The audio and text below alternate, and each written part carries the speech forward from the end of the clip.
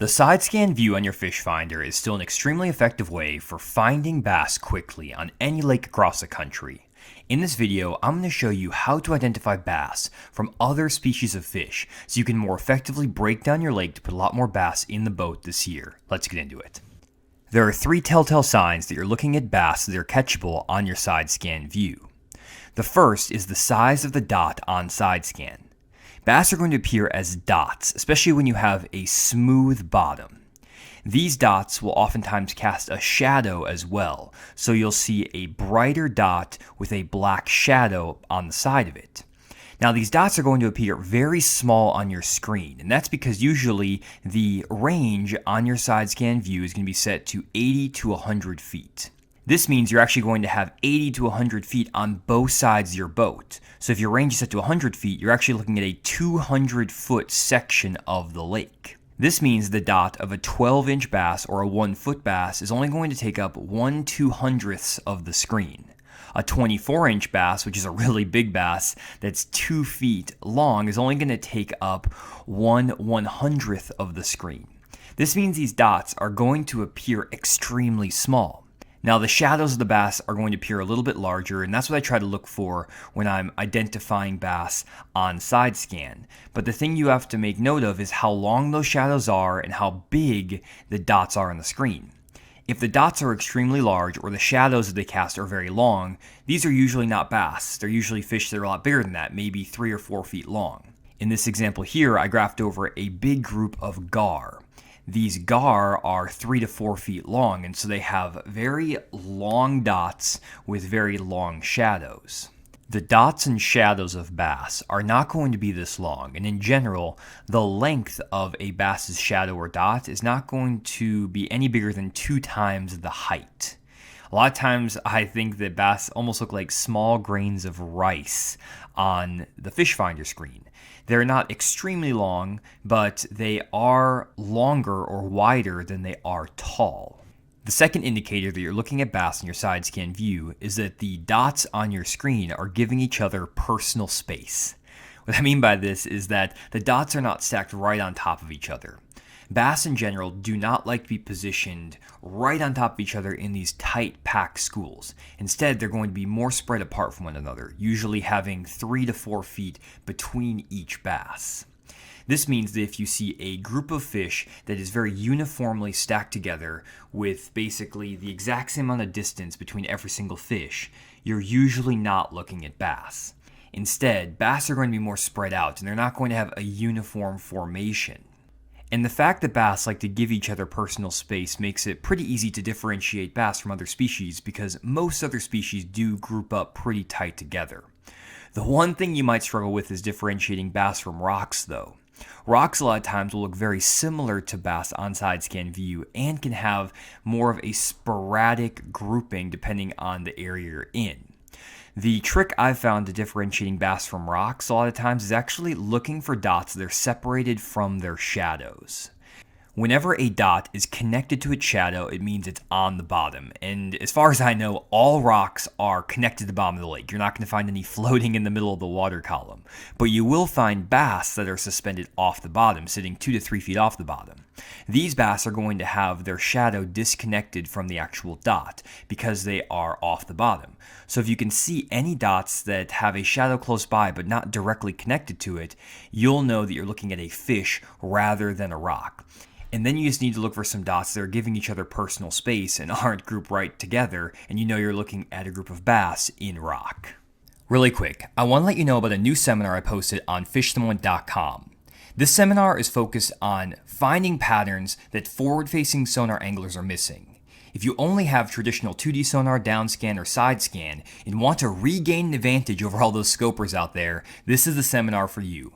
I'm going to be sharing patterns that are very hard to replicate with forward-facing sonar and show you on a lot of different lake types how to implement these patterns that catch big 5 bass limits, whether you're fun fishing or in tournaments.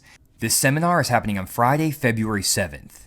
You can participate live during the seminar, and you'll also receive a recording of the entire seminar afterwards that'll be emailed to you. Definitely check it out at fishthemoment.com. The third indicator that you're dealing with bass that are actually catchable on SideScan view is that the dots stay in the same position after graphing them 2 to 3 times. A lot of times you can actually see bass on your SideScan view, but after you graph them one time, drop a waypoint and regraph the area, they'll be gone. And what's happening is that these are pelagic bass, or bass that are roaming around. And these bass are really hard to catch unless you try to chase them down with forward-facing sonar. But even then at times, they can be really tricky to catch. Therefore, when I am trying to locate a school of fish to target just with traditional fishing methods, or even if I am trying to use forward-facing sonar, I try to locate groups of bass that are positioned in a given area and not moving around all that much. The way I'm going to do this is, again, graph the same spot 2 to 3 times, making sure that those dots are staying in the same general zone. A lot of times these bass are going to be setting up around some type of hard cover, whether that is a hard spot or a brush pile, maybe some stumps, things like that. But other times they may just be related to a smooth point that has current going over it. And that's actually a situation that I found recently on a power plant lake by my house. I was graphing over a flat, boring looking point with no hard spots or any cover to note, but I found a large group of fish on the SideScan view. These fish were pretty tough to see on 2D sonar and downscan, though you could see a couple here and there, but I could see them very clearly with my SideScan because the bottom was so smooth. I wasn't sure if these fish were locked down until I graphed over them 2 to 3 times and eventually realized they were just sitting right on this point, probably because there was a little bit of current being generated from the power plant. And that's the power of identifying bass on the SideScan view. Not only can you find large groups of fish that are difficult to see on other sonar views, a lot of times they're also less pressured because other anglers are not trying to identify bass with SideScan, and as a result, you're able to catch a lot of fish very, very quickly. To prove this point, I want to show you some footage from this exact fishing trip where I ended up catching some really nice bass out of this school. What's interesting though is that when I initially fished the spot, I was trying to throw a few different baits like a jig head minnow and some smaller finessier baits, and I wasn't able to get them to bite. But I eventually switched over to a 6.5-inch Magnum Flutter spoon and caught a really nice fish out of this school on my first cast. A lot of times throwing a really big bait will get these fish active, especially when there's so many of them in that school. And after I put that first fish in the boat, it was game on. Come on, whenever you eat it. Got him. Oh, in the middle of that group on the spoon. Look at them all come up. Oh my gosh, this is so fun. Freaking good ones. This is the size fish we've been looking for. Just caught a 5 off this spot. Oh my gosh, I've been dinking and dunking around with the minnow all day. Finally decided to pick up a spoon and actually catch some fish. Oh my gosh, that is a good one. Look at that fish. Super healthy out here on the bottom, guys. Absolutely crushing it. I'm gonna get back in there. You saw all those fish come up off the bottom after I hooked them. I found all these fish on SideScan and they're just littered all over the bottom on this point. Don't know why they're on this point. There's not like a lot of rock or anything down here. It's just, here they come again. Come on. Got them. Oh my gosh, this is crazy. We're gonna get a bag right here. Look at all these fish on the forward facing. Holy crap, there's so many of them down here. It's unbelievable. Get up here, fish. All on the spoon. Oh my gosh, look at these fish. Big ones. Ben Parker, 8-inch flutter spoon, another 4-pounder. Beautiful fish, good one. Gotta keep getting back in there, guys, because there's so many of them right here on this spot. I don't need forward facing for this. I just have it on because I'm testing this new $1,000 Eagle Eye 9 and I could cast at these fish just at my waypoint. I'm sitting right in the middle of my waypoints and these fish are just going crazy. And all I'm doing, fish the spoon, is just popping it off the bottom, letting it fall, popping it off the bottom, letting it fall. And it's a pretty easy technique from a fishing standpoint. Oh my gosh. I either have this thing side swung or it's a freaking tank. Every cast on this deal, guys. Unbelievable. I think I have them side swung a little bit. Yeah, I got them side swung. There's so many of them down there, but let's see here. Oh, there we go. Another nice fish. Don't like catching them in the side like that, but beautiful fish. Solid 3-pounder right there. So I'm talking about, guys. This is so fun. I love finding fish on the bottom like this. These are fish that don't get fished for as much just because they're sitting so tight to the bottom, and you can see them on forward facing a little bit, but the reason I found these fish is because of SideScan 100%. And basically graphed all these fish earlier today, and I couldn't get them to eat the minnow. I was throwing the minnow. I was doing a video, can you catch fish on a jig head minnow without forward facing sonar? And basically the answer to that question was not that well. And it's so funny because I was throwing the spin and pull around, and I was like, man, I just can't get these fish to react to anything. How do I get them to bite? What do I do? And all I had to do was pull out the spoon. I threw a little 4-inch minnow down there and never got a bite, which is crazy. But they love that spoon. That's 4 in a row here on this deal. Oh, there's one. Come on. Eat it.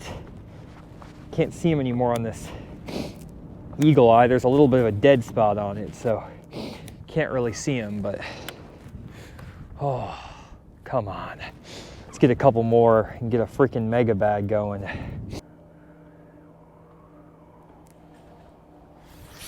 There we go. That's the way to catch them right there. On the old weedless Wacky. That's what we needed. 1/8 ounce weedless Wacky. Drop it down there really slow. Got another keeper in the boat. Another nice one.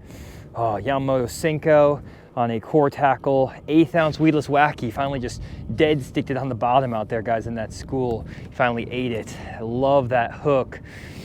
It's a new hook from Core Tackle. Man, got that fish finally after a long time. Let me get re-rigged real quick and get back in there because I missed one on the cast before that too. Oh, there we go. Finally, guys, on the weedless Wacky shot. This is a killer rig for offshore fish. I've caught so many fish on it this year, and especially in like offshore schools and things like that. Had a lot of success this year with it when I was prototyping it basically throughout the entire year. And I just paired this with a Yamamoto Cinco, and the thing about this weedless Wacky shot that's awesome is that these fish will pick it up off the bottom when it's just dead stick down there. So all I have here is just these fish basically marked on my screen, and I can see them out here too on the forward facing a little bit, but the main thing is I just have them marked out here with waypoints, and I'm just dropping that bait down there and letting it sink all the way down to the bottom. That's all I'm doing. I'm letting it get all the way to the bottom. It takes a long time to get there, but once it's down there, I literally just dead stick it there. So I watch my line, watch it down, and then once it gets down there and it's all the way on the bottom, just letting it fall. I can actually see them on the forward facing. There's like 5 or 6 following it right now. But I'm just letting that thing fall down there. And really with forward facing, you know, you can see them down there, but I actually find that it's not that helpful because a lot of times you'll try to pull it away from them. And then I just kind of keep my line semi-tight and then just shake my rod up and let that thing fall back down. And I want to dead stick it for at least 10 seconds on each pull. But you want to keep your line kind of tight in case you feel them pull back. And then just hop that bait up a little bit, let it fall, and you want to just keep it in front of their face as long as possible. And eventually, one of them oftentimes just picks it up. You tighten my drag down a little bit. There's a bunch of them down there, and shake that worm, let it fall. Just dead stick it. And I went probably 35, 40 minutes between bites here, guys. I lost a fish on this school. And whenever you lose a fish in a school, they can get really, really tough to catch. And I actually lost it on a single hook bait, which was kind of annoying, to be honest, because I feel like I shouldn't have lost a fish there. And either way, those fish just shut off, and I threw a pile of baits. I was throwing a jig. I mean, I have all kinds of stuff on deck of the boat. Pulled out a big swim bait. Got them. I was literally talking, they're dead sticking it. See? Just dead stick that thing down there. and wasn't watching him on forward facing, just had that school found and dead sticking on the bottom, and I just kind of felt him pick it up. That is sweet. Feels like a good one too. Oh yeah. Another real nice one on that weedless wacky shot. Got this on 14-pound fluorocarbon, that's why I just kind of horse them in. But nice fish, just dead sticking that weedless wacky down there. Deadly technique, guys, absolutely deadly.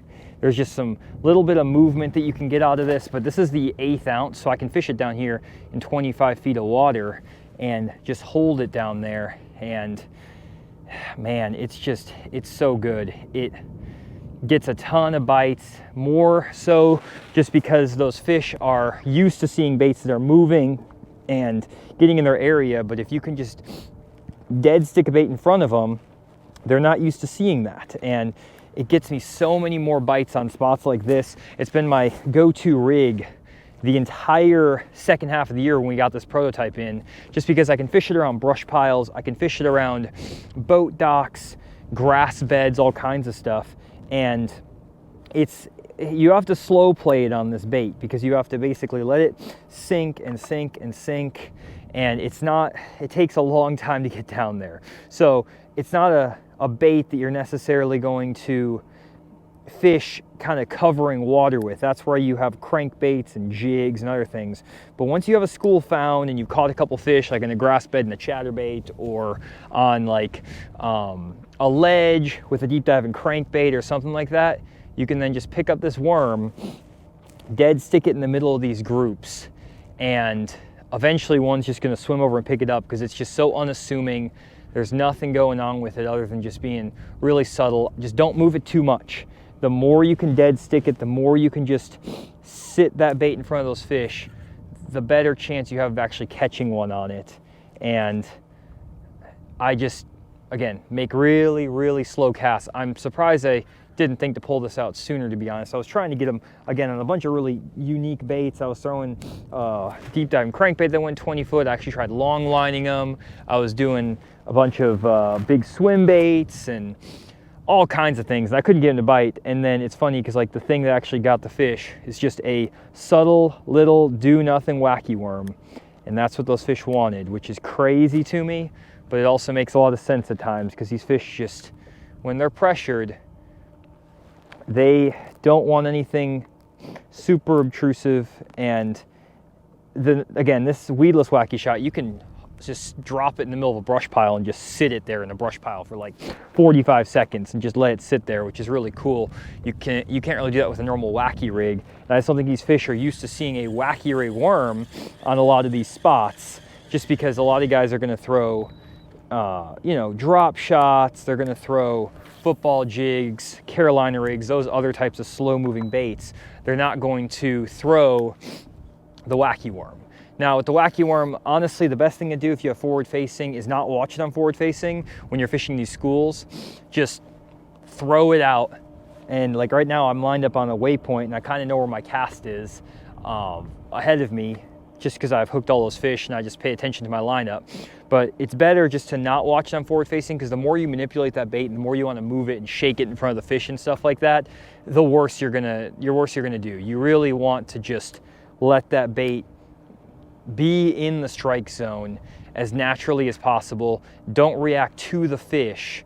Just shake that bait, let it sink, and just dead stick it. Hold it in place, and they're gonna eat it. Well guys, I have to call it a day here, but I had a lot of fun cracking them on that big spoon. That was really, really fun. Getting them in the boat flipping them, I love that. And also catching a few, cleaning up with that core tackle weedless wacky shot. If you guys haven't checked out this hook, definitely check it out in the description below. It's an awesome rig, both shallow and deep.